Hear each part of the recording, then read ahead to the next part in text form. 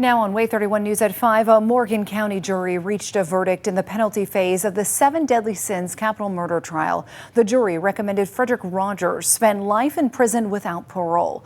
Way 31 reporter Paige Meyer was in court when the verdict was read. In a case of life or death, the jury has spoken. Frederick Rogers will spend the rest of his life in prison without the possibility of parole. The decision today came down to 10 jurors for life and 2 for death. I spoke to Rogers' mother today, who let out a sigh of relief in the courtroom when she heard the jurors' decision. The hard part is over. It's not over. You know, it's never going to be over. And because this is a lifetime of change that is going to happen not only for myself, but for my entire family. After 4 weeks to this day, the 12 jurors tasked to decide Rogers' fate decided he will never step foot outside of prison as a free man. The state argued tirelessly to persuade the jurors to sentence Rogers to death for his role in murdering 7 people in Morgan County.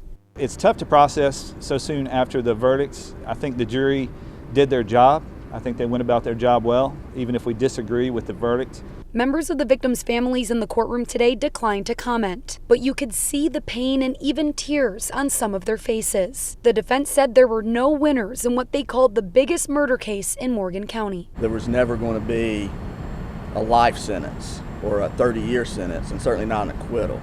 Life without parole was the best possible outcome, and because of what Brent did in setting this up, is why Ricky Rogers got it. While Frederick Rogers' mother is thankful her son escaped death today, she says she feels for the families of the 7 victims. My condolences and my heart goes out to those families, and I wish that this never happened.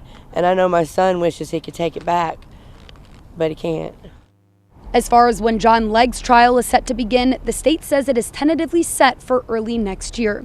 For these 3 full interviews, you can head to our website at waytv.com. Reporting in Morgan County with coverage you can count on. Paige Meyer, Way 31 News.